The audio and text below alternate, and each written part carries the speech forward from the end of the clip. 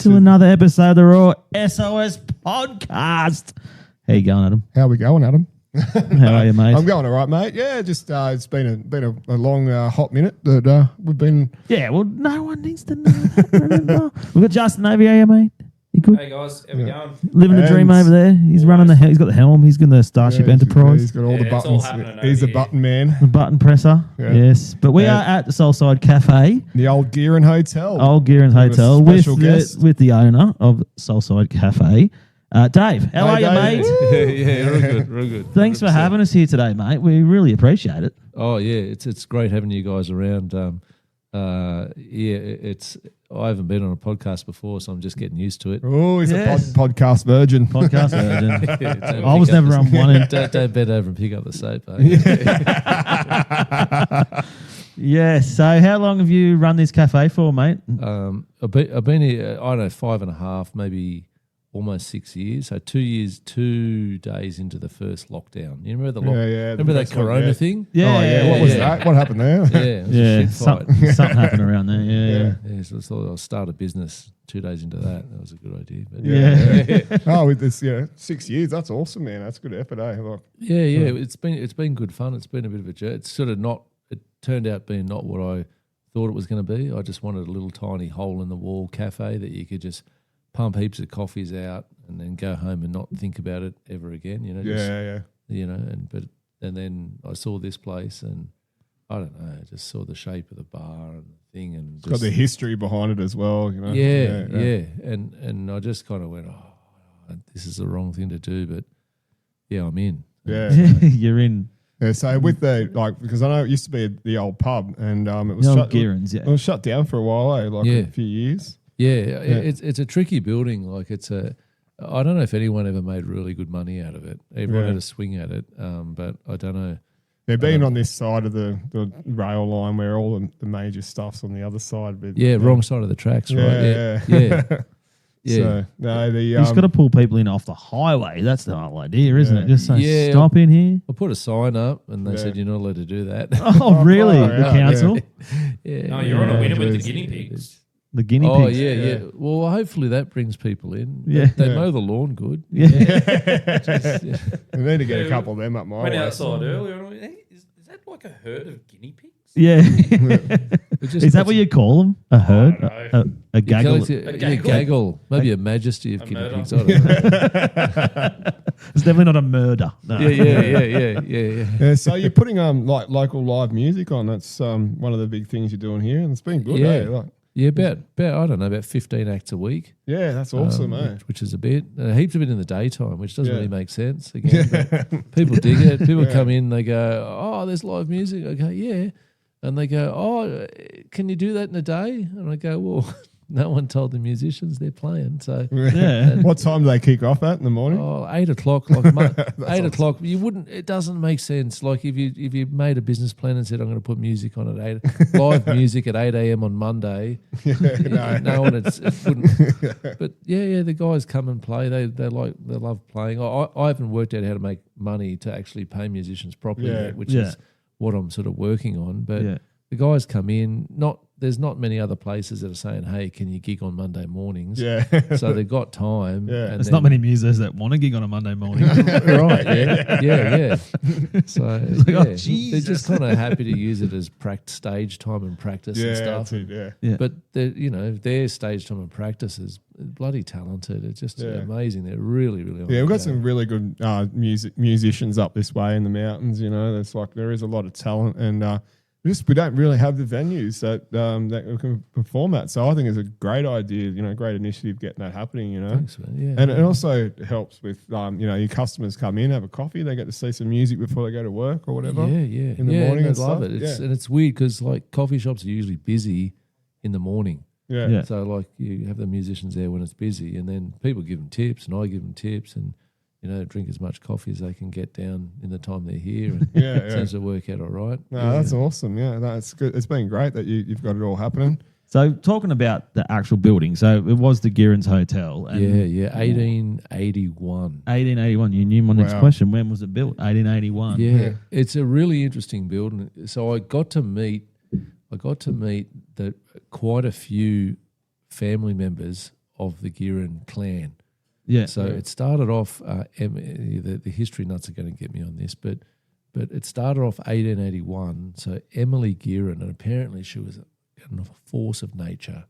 Like if she was, this was, I don't know. Look, the history nuts will get me, but I'm pretty sure women could barely own property by themselves back then. Yeah. Don't know if they're allowed to vote. Like it's pretty sort of heavy stuff. And she came up with a husband who's crook as, and he didn't last long. The TB got him. So then she's by herself, and she just was a machine. Apparently, she financed the Golden Sheaf at Double Bay. Oh, really? Yeah. Yeah. So she wasn't messing around. Yeah. And so she started it. It was like a federation building. There's a bit of a difference of interpretation between the Carrington and the Gearing, who was here first and stuff like that. It was all about the same time. And a lot of the people that built one were drinking at the other and vice versa. Yeah. Is there tunnels that go under here as well? I don't know about that. Yeah. I've heard stories, but no one seems to be able to come up with a photo. And I don't know. I don't know. Yeah, I've been down under the Savoy. Yeah. And apparently there's something that kind of looks like it could add up. And, it was a pretty wild town back then. And I guess historically that'd be probably close to that Prohibition era. So maybe it made sense, like. Yeah, because it was at 1920s when the Prohibition happened, People were making beer in their bathtubs and stuff and whatnot. Yeah. Well, this place has got a massive historical license, which now I'm operating. But I can produce alcohol on site.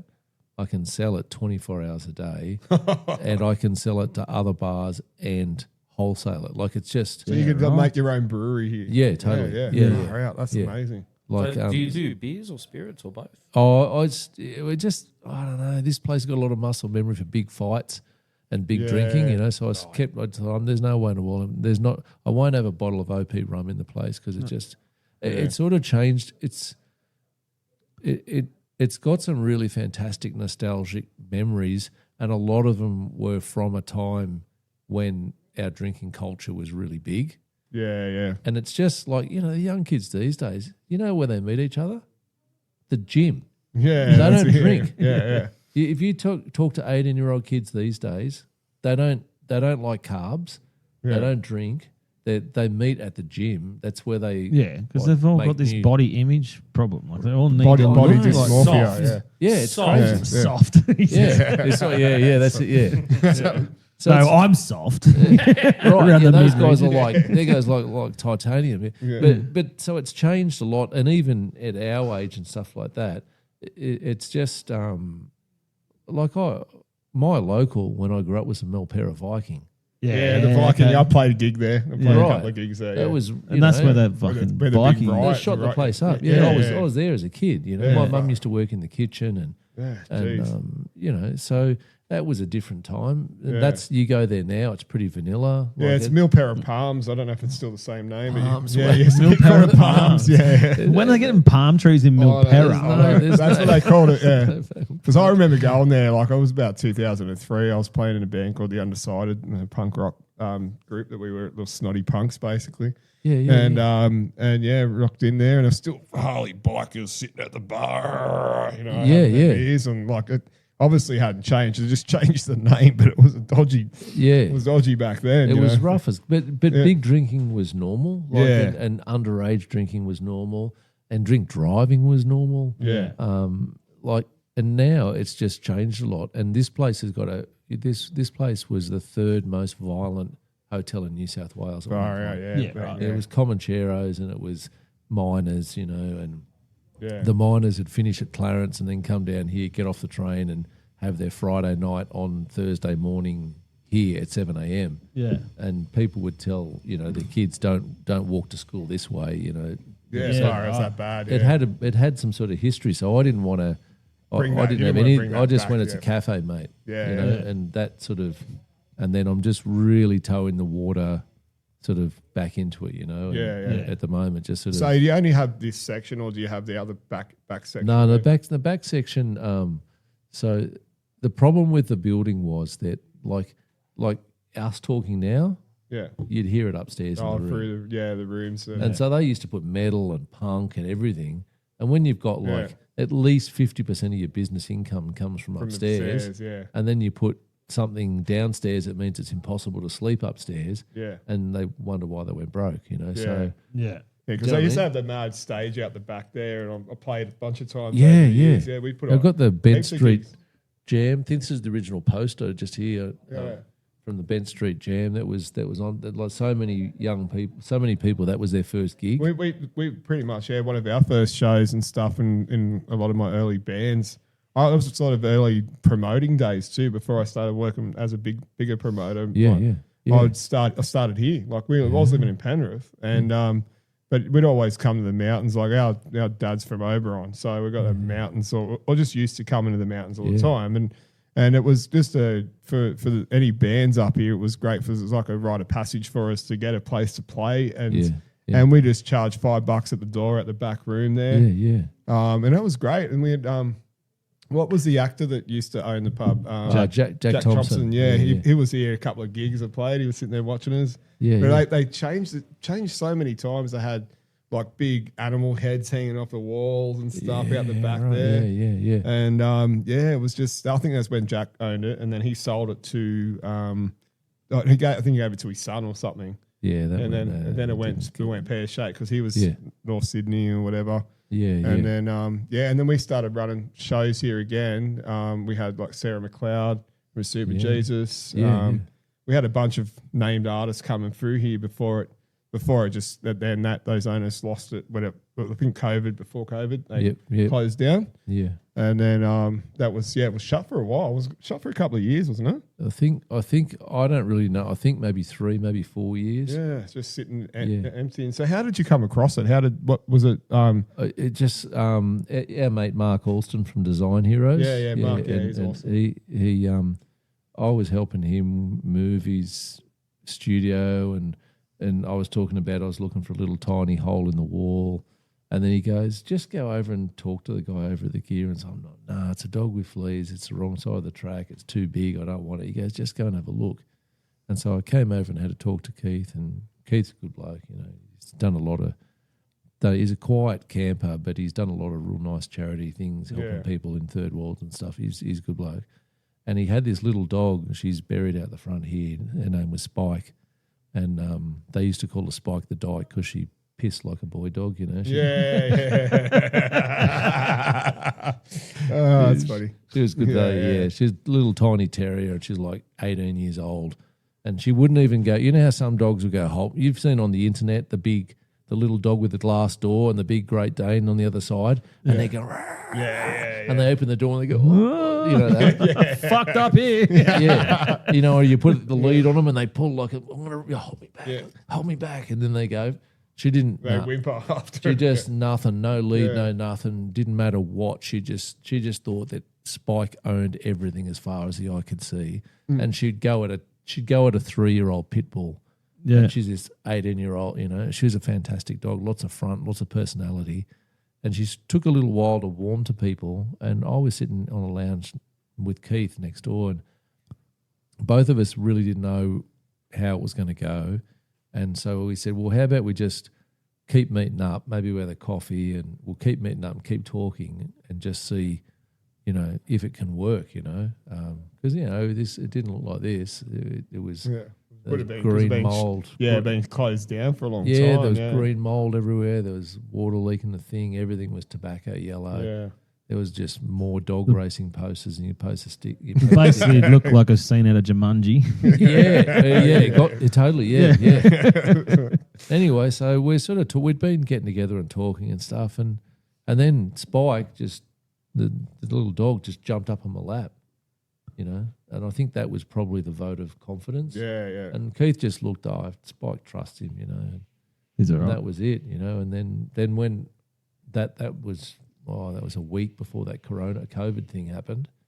And then, and Keith's a really good, got his moral compass in the right spot, you know. Yeah. And he came to me and he said, hey, Dave, this corona thing, I think it's got legs. I reckon it's going to cause problems, mate. I said, no, it's not. And he goes, yeah, no, I think it is. He said, if you want out of this deal, like, I'll carry it. Yeah. you know. Yeah. And I said, and I sort of thought that was really nice of him, you know, like.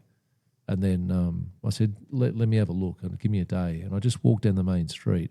Every other cafe in town, I mean, every single one of them would close the doors. Yeah, it was a crazy time, eh? Yeah, and so Absolutely I just kind of nuts. went, maybe this is what the am I time doing? to swim Yeah. against the tide. Yeah. Maybe this is the time to Take the plunge. everyone else is going home. Maybe this is the time to. So while you were to in get- lockdown, you got the venue and you started setting it all up and had Oh, that bit of I time, had I had like a lady felt sorry for me, so I was trying to buy a little tiny secondhand bar fridge off Facebook Marketplace, and she felt sorry for me and gave it to me when she realised what I was doing. Yeah. And another mate of mine, Matt Buckley from Superior Packaging, Oh, yeah. he gave me like a whole heap of cups. You know, they were weird colours. No one else wanted them, but he said, "You have these, it'll get you started." And I had this old 1960s lever machine that I'd renovated. Yeah. And that was it. No, Yeah. I think after about 2 weeks, I saved up and bought a toaster and added raisin toast to the menu. Yeah. You know, and so it was Yeah. pretty. Grassroots, mate. You I- grew it- up from literally I think the first one cup at a time, man. Yeah, I think It's unreal. the first week, my biggest day of turnover was $14. Oh, fuck. Not Okay. profit, turnover. Yeah. Oh. Jeez, And it yeah. took me like I remember it took me a really long time to turn over $100 in a day, Yes. and it was just brutal, you know. But it gave me plenty of time, and Yeah. I sort of went, okay, well, you know, I was listening to this guy Harry Manx. Harry Manx, he's a fantastic musician. Yeah, He's yeah. like really amazing, and he has. I didn't know at the time he was in Canada. He lives in Canada, and he plays sort of bluegrassy type music, but he spent time in, I think it was India or Pakistan, and he learnt the sitar over there. So he plays this bluegrassy stuff, but it's got these sort of sitar undertones. Yeah, I love this. I love the sound of that. Eh? It's like Yeah. it's like Claude was saying that before. Yeah. He was learning. He learned the sitar. I've never didn't he? heard of a sitar. I've heard it now twice in the same day. No, they're awesome. It's like alternate tuning, like I do with a 12 string. I tune it to open C tuning, and like John Butler, John Butler does all that kind of open C stuff, and it's, I love Yeah. it. It's like kind of similar in a lot of ways. But yeah, that's unreal. Anyway, so this guy, Harry Manx, I listened to, I had a little tiny speaker and I was listening on the YouTube and I heard it, and I just went, I got to get that bloke to come here and play. And it didn't make sense because the whole world was locked down. You couldn't fly from Canada to here. And I didn't have anything. But for some reason, I just went, maybe I was trying to distract myself from the fact that no one was buying coffee. Yeah. And I just went, I've got to get this bloke here. And so I thought, well, I can't get him here. I think I went onto one of his videos and said, mate, I want you to play in Australia. Didn't even get a like, Yeah. And then I just went, well, I've got a whole bunch of scrap timber around, so I'll just start building a stage. So I built the stage in some weird hope that Harry Manx would come and play on it one day. And then other musicians saw it and just went, have you got a stage? And I went, yeah. They go, your music venue. And I went, yeah, I guess so. And so it kind of started from there, Yeah, Did nice. Harry ever turn up? Not yet. No, Not he yet. hasn't turned Well, up we'll yet. reach out to him. Well, yeah, the guy Bob who runs the blues thingo. Yeah, the big he- festival. Yeah, he knows him. Yeah. So I got to. Me and Bob get to be mates somehow. Yeah. Because he's pretty good on the contracts, and there's no way in the world. We Harry's get gonna him play. onto the blues festival and then get him to do a side gig here. Like a special thing. I'm thinking a fundraiser for kids. yeah, Something like, you know what I mean? Like something. I built this stage for you and you haven't played on it yet. How Yeah, rude. Like it's just like for some fundraiser for kids or something. I don't know, something. We've got to make Bob look good in it somehow. Yeah. So. that'd be awesome. We built a stage for my 30th birthday at a pallets, and I bought a couple of flooring sheets at a pallets, and then Yeah. just in the backyard. Then Adam was doing the gigs at the time, and he goes, "I can get the PA," and I said, "Sweet." And so Paulie, I don't know if you know Paulie, but he's got this Sound big Source PA Audio. out of and the whole light truss turned up, and he's like, "Oh." I said, "How much do you want?" $150, mate. And I'm like, "Oh!" And you should have seen this setup in my backyard, bro. Yeah, it was massive. And then all the neighbours, because we had like 3 or 4 bands. My band played first, and then had a few other bands. And my band Mercury Rise played that. yeah, time as well. and but they were all like, "Wow, we thought we had like Seattle sound in the backyard. It was unreal because you could hear it from Yeah, because Three we suburbs had the I had the Yeah. cover band. I think I was playing all the '90s stuff as well. So Mercury Rise, the original band, and then we had the cover band as well. So we Yeah. we did But heaps no, of, that like, was the different time we songs. built the stage. Yeah, that was, but that was the point of the didn't story. Didn't I fall through? Yeah. I think I fell through the No, stage. that was on your 40th. I fell through So the it was stage. 3 years later. It was still sitting there. Well, So we're like, well, it's- yeah. it stood the test of time, and then Then he it actually rotted fell and- through it. I reckon there's something cool about building a stage. Like, Yeah. Mark from Design Heroes, he had a Yeah. little stage in the corner of his office just so he could, I don't know, jam while he's working or something. There's something about having a stage, and then people come and you hang out and you play with your mate. There's something Yeah. about it. It I kind of love makes it. Yeah, it's so cool. Like, Well, you haven't made as a museum unless you played in the back of a truck. You know? yeah, You're gonna play on the flatbed. back You got to of play a on the truck. flatbed truck. I'll tell you what, I bought a truck recently. Yeah. That's a good idea. You should Yeah. have something. Do set up. like that. Remember that, like when Bon Scott was still with ACDC, Yeah. driving around in the truck. Tour down Katoomba. With a full, like, Yeah. Pretending That to one, play yeah. the bagpipes because he couldn't actually play the bagpipes. That's controversial. Yeah. There we go. That'll go straight. Cut that one up. Yeah. No, they did the. Apparently, careful. They've got good lawyers, those boys. Yeah, I know. Well, I'll put Wes a. has got his favourite saying. You got to say your saying about the lawyers, Wes. Oh, we're only one court case away from 1 million followers. So I reckon that's the thing. Like if you can get on and say AC, hashtag ACDC sued me or something like that. Yeah. Like, yeah. sued by ACDC, it's enough of a grab to. Yeah. Imagine getting on the back of your flatbed truck driving down down That's the main what I'm street thinking. of Katoomba. That's what I'm Yeah. thinking. That, I think that could be a thing. Well, we just set the podcast on the back of it. Strap us on. Just keep driving. Yeah, drive around. That's a good idea. Yeah, and just talk I to don't know. random people on the street, like the police, when they go, you can't do that. When they, 'cause I think, I just thought that through. Then I thought it was a good idea until you mentioned. Oh, the we'll have to police. get an engineer, put seat belts in it. Yeah, that'd be. Recaro seats that look Yeah. like Manchester United sitting there in the free. I mean, we're not doing it in winter, by the way. No. With a bit of snow, that's all right. That's good for content. But yeah, so have you thought about doing any sort of like acoustic afternoon things out in the beer garden here? Or Yeah, so it's sort of it's a bit tricky because it's sort of open yeah, and sort of we had some like we had some salsa nights on here, like salsa dancing nights. We had all these fairy lights over the top, and we had great PA out there, and people were dancing outside in summer, and we had a 50th birthday party out there. And Mountain Culture did all the beer and everything, and Justin the place loves Mountain Culture. That's his favourite. Yeah, they're good, aren't they? Lovely beer. Feels like they're going to be friends of the show. Is that?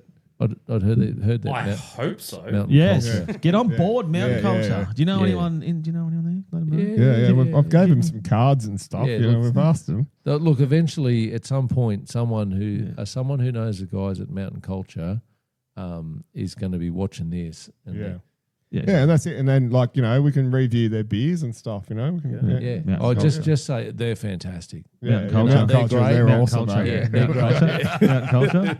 What are they called? Mountain Culture. We're Yeah, pretty yeah. lucky. We've- Status we've got quo a few too. good They little won the microbrews. best beer in best Australia beer, yeah. 2 years in a I love row. that status Yeah. quo. No That's one's bloody awesome. no one's mate. ever done. Oh, That's a I good really job, yeah, like mate. no one's ever done that. Yeah, Yeah. backed it up, and Glenn McGrath's involved. Yeah, so Yeah. he's doing Nah, the, Pat Oh. Cummins, isn't it? Oh, it was Glenn McGrath. Paddy Cummins. Is it? Yeah, the Australian captain. Yeah, is he involved? Oh, one anyway. Yeah, yeah, what Pat I'm hearing is you say is there's a strong commitment to Australian sport within the mountain culture ethos. Paddy Cummins. Obviously, yeah. but- So these guys, it's not just chasing advertising dollars. These guys are committed. They understand the mountain culture story. Yes, yes, that's we it. do, yeah. And you know what? Get on board, Pat Cummins. Where they started, that used to be actual. No, don't jump on Pat Cummins. Yeah, it's Pat He's a- Cummins. Yeah, Paddy Cummins. And he's Yeah. Became their Did you- first did you- external did you- I think he's investor actually in an investor in it. last year. He lives next door to him, doesn't he? He lives next door to DJ and Harriet. That's the story. He was from Penrith. I know he Oh played yeah, his he's a juniors in Penrith Penrith. boy. Yeah, Yeah. I know that much. Yeah, so Mountain Culture, they used to be that place that they've got there where they started up here in Katoomba. It used to be, was it Video Easy or something? Video easy. Yeah, because I remember taking my daughter there because I was living in Lure at the time. And it was like 2014. I said, this is a video shop. And I think it was one of the last videos. You still had video shops in 2014 up here? Yeah. Were you the guy that like took it back and didn't rewind it? Yeah, I that was was that guy. He never took it back, and he's still sending him bills. Oh, that was a good time. So, like, you know, you sit. This is the thing with watching movies and that now. Like, you know, Netflix, you sit there 5 hours just scrolling through. Oh, what can I watch? And then you put on something and it's foreign and they're dubbing the bloody. It's like our podcast is dubbed, overdubbed. But yeah, There was only one spot where he used to pause. It was on Basic Instinct. Sharon Stone. But you can never actually watch that part because it's been paused so many times. We did that actually a couple of months ago. We talked about that, but Yeah, no, that's it's good. It's good to see that, you know. And how is business going, David? So yeah, it's good. It's not a real sensible business, you know. Like I'd probably make more money if I just did one simple thing, but I don't know. I think you just got to choose what you want to. As long as you can do it right for yourself, and you're not going back. And you're happy, man. That's the main thing. You're happy, yeah. Happiness is key, man. Because if you're doing something that you don't like, you still make decent money, but you're still not happy. And happiness, life's you're better off doing just taking less money and then do something that you're better off doing. I'll tell you what, though, it looks like an art gallery in here, eh? Like with all the different quirky things you got going on. We do have comedy here on the third Monday of the month. I've got to get to one of those shows. Oh, mate. Yeah, I was reading that before. Tears on my dildo. Teardrops on my dildo. Teardrops on my dildo. Oh yeah. Yeah, it's Blue Mountains Comedy. They run a live comedy I've thing. met that fellow. What's his name? Yeah, Marty. He's fantastic. Yeah, Marty's awesome. Oh, we were supposed to get him on. We forgot to get back to him. But sorry, Marty. Yeah, get on great. too. Marty's great. Like, he's just I think Ostentatious had a bit of a go at him. You know, apparently he's a bit of a dick. Ostentatious. Oh, really? With a name like that? Yeah, like, you know. Anyway, I shouldn't say anything because it's, you know, but. Yeah. Anyway, no, but Marty's a really good guy, and I didn't understand the idea of comedy, and he said, oh, we could have a comedy night here, like an open mic comedy, you know, and I'm like, oh, some bloke's going to come in here, and he's going to say something really off, you know, like real racist or real something, and then that is going to be associated with my venue. Yeah. But I don't want that. No. You know, but. The thing is, he goes, nah, that's not how comedy works. Nah. He says the room will crucify you with silence. If you say something that's really off, everyone will just go and they'll be dead quiet. And he said it feels like someone's just stuck a tomato steak in your guts and done hurry curry. Like, that's what he said. That's what it feels like when you die on stage. Yeah. So he said you don't have to worry about it. The room will do that for you. That's like my worst fear. Like, yeah, I know, right? I'm happy to do it here. I make jokes all the time, but I don't see the reaction. I see the reaction of people in the room, but people laughing in the car or something. Oh, that was fucking funny as, and I'm like, but live, that's a whole nother kettle of fish, man. It's you know, but Marty runs it. He's real good at the way it works. Yeah, like he goes, we need to put curtains in here. I'm like, okay. He goes, it's too big. The best comedy clubs are tiny. Yeah. And so what they do is they put you really close to other people so you're uncomfortable. Yeah. They turn the AC down a bit. They make it a bit uncomfortable. And then the comedian goes and sets up, and then here's the joke, which means everyone can laugh and release the tension. Yeah. So if it's really comfy and there's fireplaces, and no one will laugh because they're trying to make it uncomfortable. Yeah. So anyway, so I don't know we got onto that, but he's doing that, and it's great. It's, you know, you wouldn't think it on a Monday night at 10 o'clock. You get a good turnout for it. Full chock-a-block. Yeah, that's awesome. All these seats are sold. Yeah, I've got to get. And people are lined up in the other room, waiting behind the curtain, trying to wait for someone to go so they can get in and see the rest of the show. Hopefully, it'll line up when I'm not working, because I'm usually the night shifts and all sorts of stuff. So when it does, I'm going to try and get here. I'll try and drag Wes up as well. Yeah, it's a good Wes has to. He works in Newcastle, so Monday's no good for me. He leaves early 5 a.m. Tuesday, so no. Oh, brutal! Yeah. So but I've met Marty we've done these extras for this film called Boss Cat. Which comes out next year, and I met him on set like at the like it was a few months, in winter when we went out to Wang. I can't even say the place. Wallarang. Wallarang. Wang. Yeah, Wang. Yeah, No it's one called says Wang. it. And I was just going to say to the two PKs, it's a podcast that we mates with. They couldn't say it either, but anyway, guys, just say Wang. It's short. Wang. Yeah, That's what we all the locals call it, Wang, because it's too hard to pronounce. But it was a good, like, mad spot out there. Got a good cake shop. Yeah. Well, they had Real good cake shop. They had this church there that we filmed this there, and it's an old church that came back from like one of the fellas that the person that built it was like from England, and they were like stonemasons and all that kind of stuff. So they hold. It looks like something you get from like over in Europe. Yeah, wow. It was just designed exactly how they designed it, but of course they used a local material like sandstone and stuff. But it's just you walk in, it's historic. You're just walking in there. Yeah, and they filmed it in there. Yeah, so that was one scene. That was a funeral scene. Yeah, right. And then we had this pub choir, and actually the woman that was on the pub choir, she was on the Channel 7. I think whatever that show is after the news on Channel 7. Yeah, right. Current affair thing or whatever it is. Tracy Grimshaw. Yeah, she's still on it? No, I don't think Someone so. else Yeah, is but on it. I've seen She's it. been gone a while. Yeah, I seen it advertised, and she said she started the pub choir, and she was the one that done it, and she was on the news or on the TV on Channel 7 the other day. Yeah, so I was like, well, that's good, but she's really, and so the pub choir was like getting everyone. So you have the higher range, so everyone sort of, you get like sort of about 300 people in the room. Yeah. You get high I've range, seen them doing it. mid-range, They've done it and on that's like cruise ships and they go everywhere. She started this one and she was, it was amazing, but we sang all day. I was over it by the end of it. I'd be over if I sit next to you. You listen to you sing all day. Oh, no, yeah. 7 hours of singing. A hard day at work, mate. Yeah. No, I got paid all right for it. I'm looking forward to seeing the movie. I think it's going to be good. Yeah. And talk about gigs as well. Like, have you heard of Hermitude? Yeah. Local lads. They did a film clip down, I think it was down near the skate park or something, or through town, and they did some thing. One of the kids was supposed to be jumping out the back window here or something like that. Yeah. Because I was on one of their film clips. I haven't seen it yet. Probably the same film clip. Because I got my dreadlocks in there and I done this slow motion thing, and it was unreal. And I don't have the dreads now, but I still haven't seen that film clip. But yeah, they live in Blackheath. They got a house there, and that's where they filmed it. Like, it just looks over the whole valley. It was unreal. Yeah, well, anyway, that's enough about you, Adam. Fucking hell, we're talking about Hermitude. Anyway, but we do have some great artists and musicians up here, and Dave, you're doing a great job, man, with all this stuff. Well, I don't reckon this would work. Like, this idea probably wouldn't work in Penrith, or it wouldn't work in Sydney. There's just maybe some parts in the guts of the city where there's a lot of creative musicians and stuff. But I don't know about you guys. What do you reckon? I reckon there'd be more musicians. Is this a big call?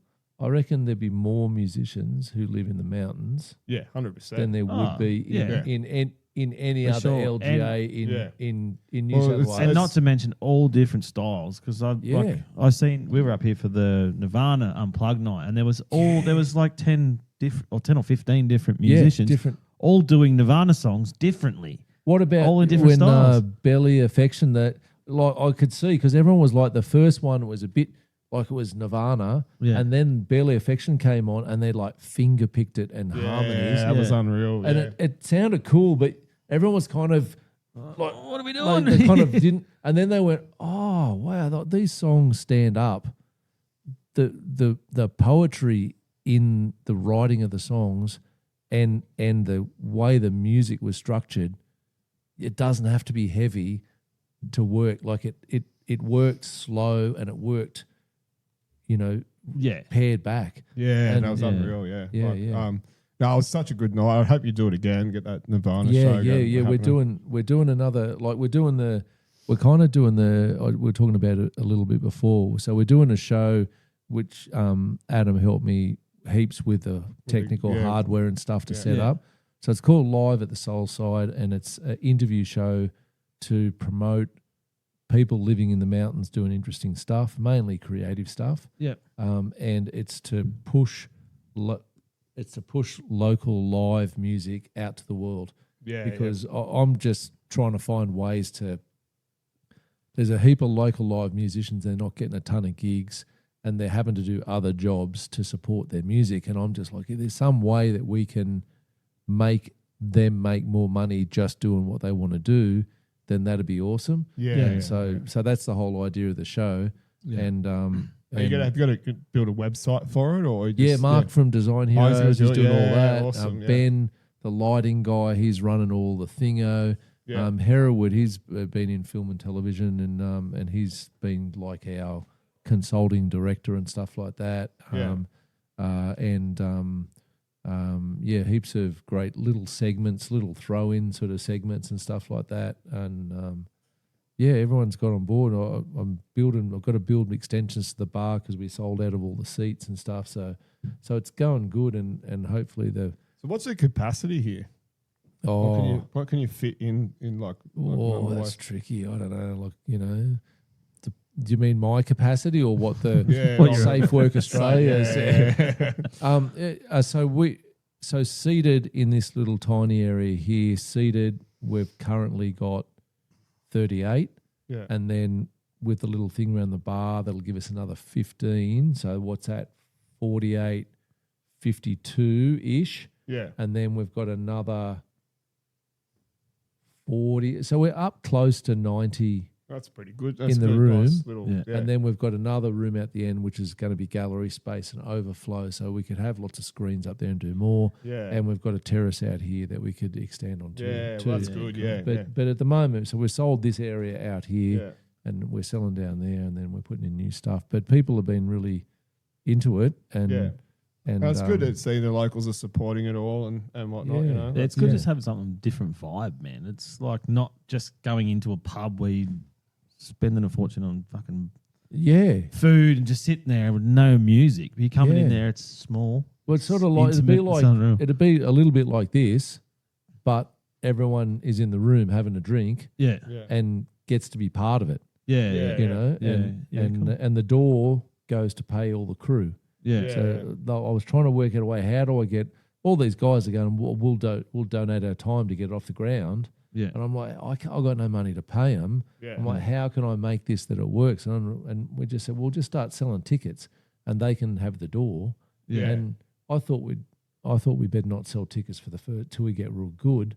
Yeah. But we've already sold out, and so now the crew's getting paid. Yeah, and then the better we make if we make the show better and better, like what you guys are doing, like then more people will come and they'll pay more, and then the crew does all right out of it.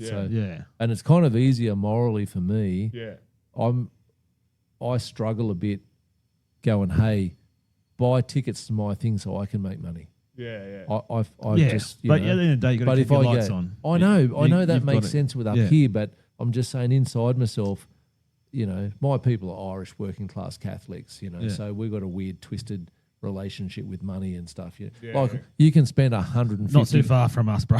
Right. You know, but you can spend $150,000 on tools, and that's just a man providing for his family. Yeah. But if you buy a car that's like, you bought the next model up, the Flash one. You're getting ahead of us, are you, Dave? Hey? Yeah. Come up in the world, It's too good for us now. That's the thing, you know. So it makes it easier for me if I'm selling seats, because I'm in my mind, I go, this is for the crew. This is for the crew. This is for the crew. That's good, yeah. You know, so and you just make your money off what you take over the bar. And people have some beers, and I'll do it right out of that. Yeah. And no, that's good, man. And because it's showing you love the local community, and you're helping them out. You're helping the local artists. You're helping the scene out, like the music scene. And you probably have people that do their first gig up on your stage. 100%, yeah. You know, like that they'll remember that forever. And if they take a couple of bucks home with them at the end of the day, like everyone's a winner. The guys from the young kids from the Mackin brothers, you know, they had that jazz thing. And the first time they came up here, like they were nervous as. I said, I've got a piano up there. You reckon you could just sound all right? I'll build a stage. I don't know what it'll look. Just how about you just sit on it and just have a go and let me see what it looks like. Oh, good, you know. And then I finally talked them around, and I offered them a gig, and they freaked out and didn't come back for a month. And they come back, and you know, they were stoked. And then I said, there's the tips money, you know. Yeah. And they just freaked out, and I went, oh, wow. And they just went station bar and bought pizzas and had beers. But they were like, I can't believe we played and we got beers and pizzas out of it. It's so good. I remember my first gig, like I was in a band called Barcode, and That's a good name. yeah, it was BARKODE. Yeah, to get around the because when we went to register the business name, it said we couldn't do it because it was Barcode Products Limited, blah blah blah. So we had Barcode, and then we got a gig. Like we'd only been together like probably 6 weeks or something. And one of the bands, the local band, said, they came out to our rehearsals to check us out because they wanted a support band. And these guys were a cover outfit, and they had a couple of originals and stuff as well. They came into our rehearsal, loved what we'd done. We're only young blokes. Yeah. And then they offered us a gig. So we got to play at the Uncle Buck's at Penrith. Yeah, right. Tattersalls, which is a Tattersalls hotel now. Yeah. And then we worked our asses off. We got the show, and then the manager came up and said, "Hey guys, you want to headline a gig?" And we were like, "Yeah, we'll pay you. How much do you want?" We didn't know what to charge at the time, right? I think we got $800 or something, which was massive. It's fucking huge, man. That was going back what? Yeah, I was 14 or 15 or something. Yeah, and and the guitarist was 17, so we snuck him in the pub and fed him beers. But you filled the pub. We did. We actually filled the pub. Yeah. We had all the uni crew, so we were friends with all the people from uni at the time, and it was just it was a mad gig. And then we done our 3 sets, and the manager come up to us and said, "Oh, can you play another set?" We're like, "Oh no, well, we don't have any more." We did, but what we did, the first one that's again. what we did. Yeah, you know musos too well, right? But they wouldn't even care. Yeah, as long as there's still bums on the seats, man. That was the main thing, Cash going over the bar, mate. And the punters wouldn't care either. They would just like this. We're having a great night. Yeah. So do you play yourself? Do you play any music yourself? Bass, I think other really talented musicians let me sit in with them occasionally. Well, that's the best thing to do. I try not to play the shit notes. The brown notes. Just stay a little bit behind the groove, play a little bit quieter than everyone else. Yeah. Just try to play the good notes and don't. No, you play bass, eh? That's perfect. So you did a ukulele festival. I think I was. No, I play here. I've played around a little bit. Did you play the ukulele? I thought you. No, I don't think so. No. I don't know. I do. Like I sing and I play a harmonica and stuff like that as well. Oh, that's right. Yeah, I think I've seen a few at the Elliot's open mic. Yeah, open mic. That's right. Yeah. It's good fun. But sometimes I get a bit uncomfortable because sometimes I go, I don't want to say if the guys are playing, I don't want to go, can I sit in on a track? Because then I don't know whether they're like, this guy owns the venue, so we better let him sit in, or whether they're like, we like playing with him. So I get uncomfortable about that. So I just sort of don't do that very often. I got a couple of mates I play with, and I enjoy that. I just like being in the room when the magic. So it's a harp and vocals you do. Is that what you do? Harp and vocals. Like if it's an open mic, just because I can play that with everyone. Yeah. And then I play a bit of bass with some other mates and stuff like that. So these are your Yeah. These are This is a mate of mine's. Cool. A mate of mine's dad bought that. That's a Japanese. A 1970s Japanese bass. That's a beast, eh? It's fantastic, and it needs a new nut on the thing, but it still plays pretty well. Yeah, and then I bought this one here. That was the first bass that I bought for here. And then a mate of mine. That's a fretless one there. Fretless, and that's the one I love playing. Yeah. And that's a beautiful, beautiful it's nice. bass. Yeah.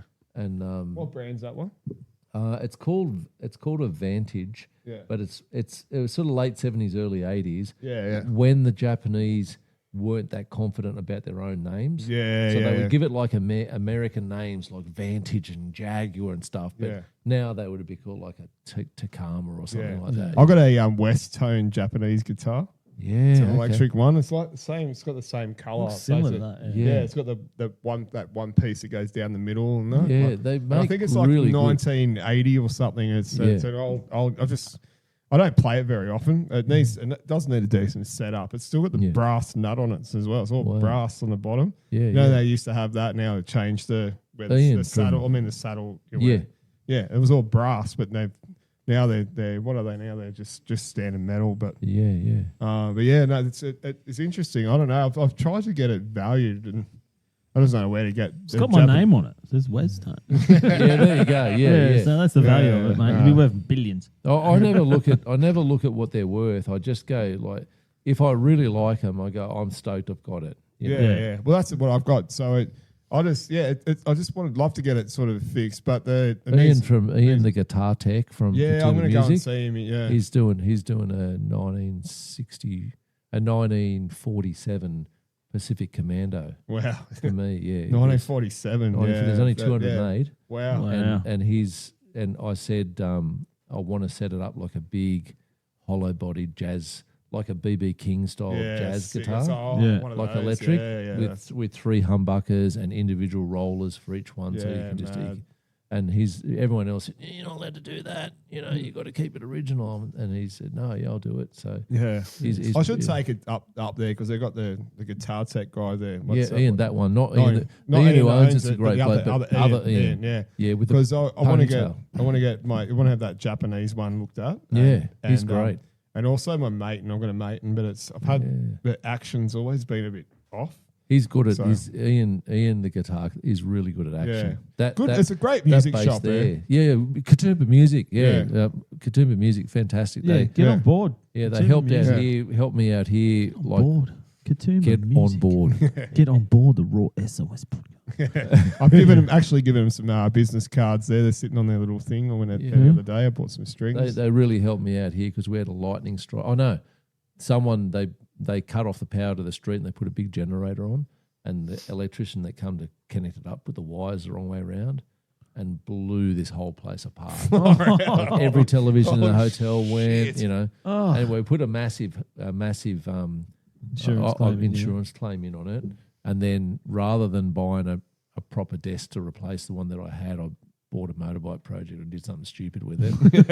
And then I went, oh no, I've got no desk, I can't fix it. And the guys at Katoomba Music really looked after me. Yeah, that's good. They're a great music shop. But I'll tell you what, you guys need to open up on Mondays sometimes, and open up a little bit earlier. Like I just said, they're typical musicians, right? Like so they close Mondays and they don't open till 11 a.m. Are they open on a Sunday or a Saturday? You're about to knock that over. No, it's not much. It's empty.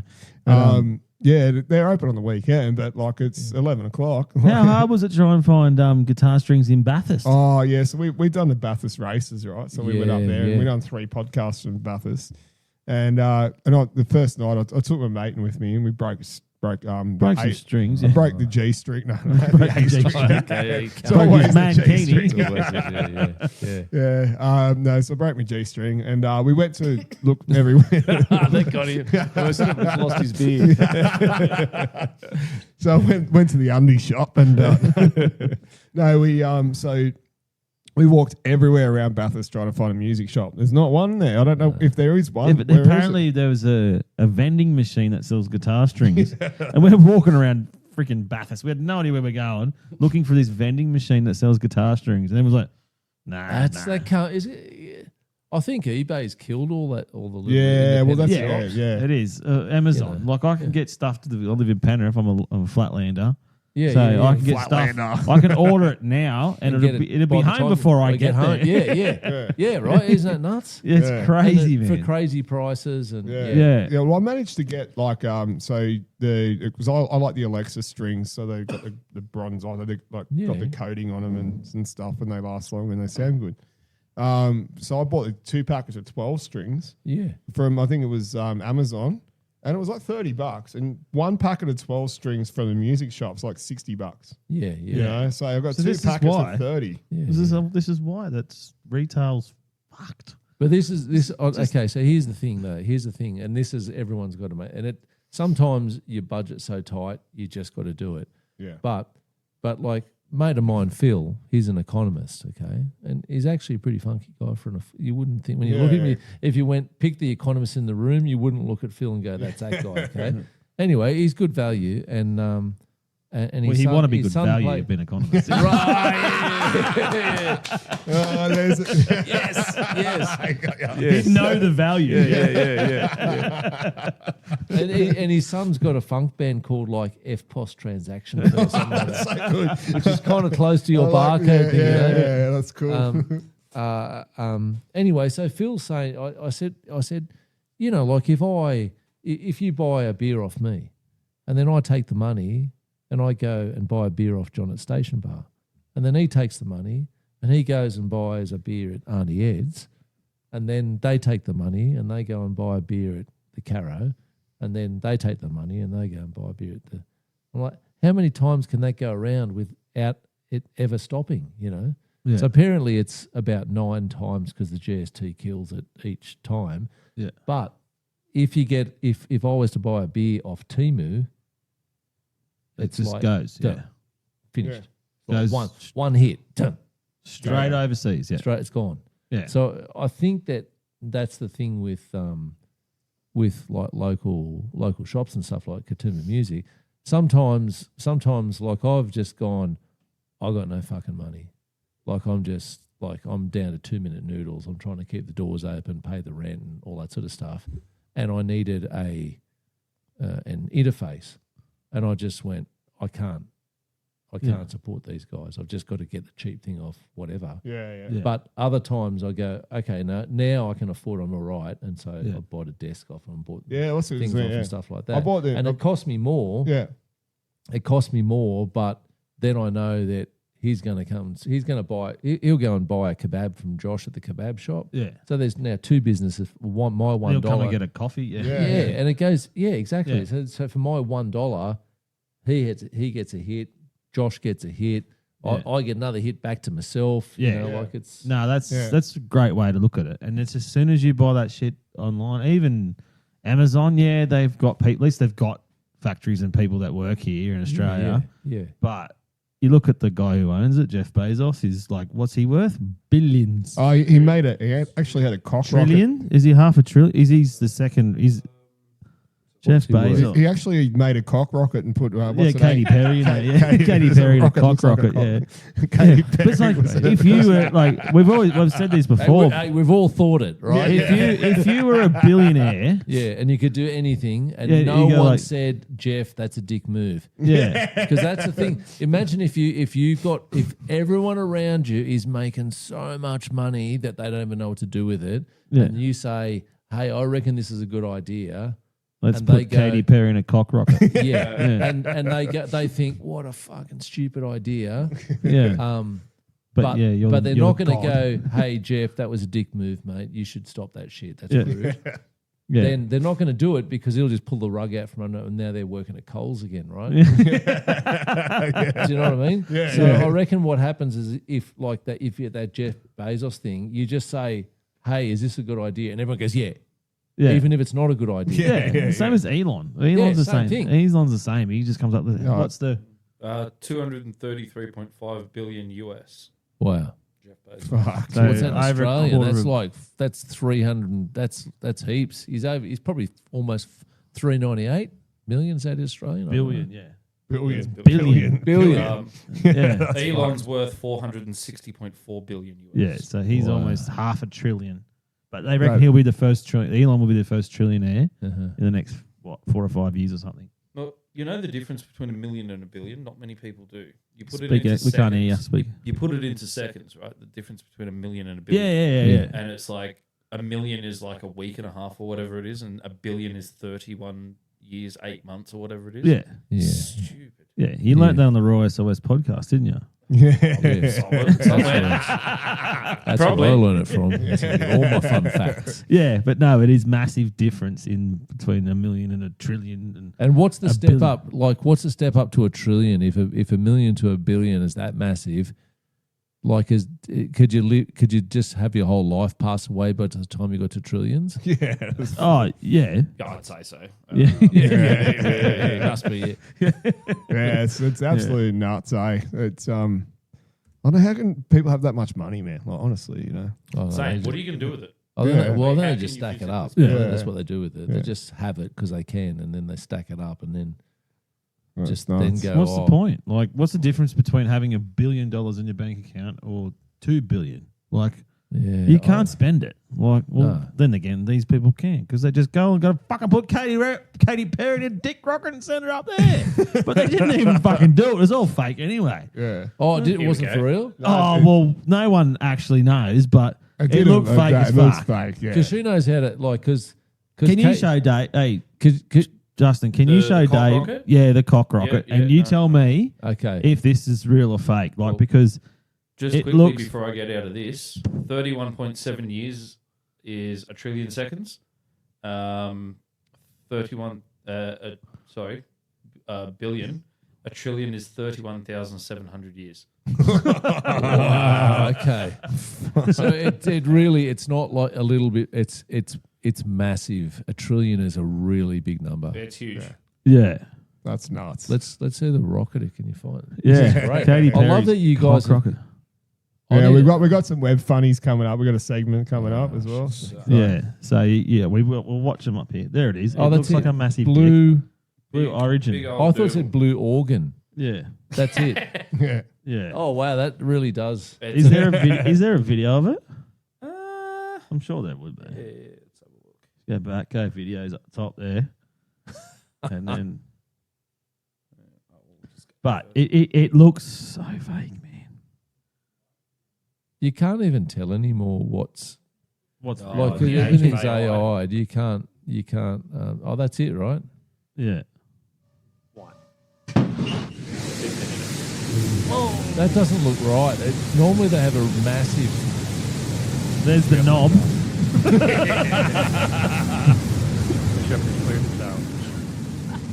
And Right. Shepherd has cleared the tower on her way That's not right. Look at it. human crew. There's just no smoke. Jeff, Nah, go that's not home, how the go NASA home, does it. go home. Nah. You are going to space. Colonel, You you better take a look at this radar.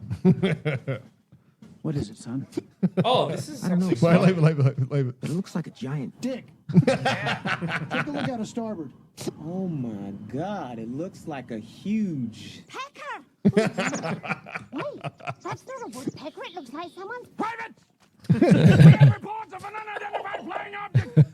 It is a long, smooth shaft, complete with two balls. What is that? That looks just like an enormous Wang. I was distracted by that enormous flying... Willie. Willie Nelson. Well, it looks like a giant. Johnson. Get on the horn to British intelligence. And let them know about it. That's good. That's fantastic. Yeah, I reckon that whole thing's made because Katy Perry is the master. So like Katy Perry, like let's cause a big drama cat fight with Taylor Swift, but everyone's album sells, right? Oh yeah, yeah. Like it's just like 3 minutes, 3 days before the album sells, she says something and then Taylor says something. It's and then about as realistic as Mike Tyson and Jake Paul's fight. That was a pillow fight. Yeah. Oh yeah, that was Yeah. shit. It was so shit. Yeah. What a waste of time. It was a waste of time. And lucky it was on Netflix, but now Netflix crashed. Yeah. Yeah. Too many people watch it. Like, Yeah. It actually. It was all right where we were, but I heard a lot of people just crashed it. And Yeah. but too many people watching it. And Mike Tyson was like, Well, let's have a little break, just a quick break, and then we'll do web funnies and we'll roll it up. Yeah, Right, fantastic. yeah. So hit the web song there.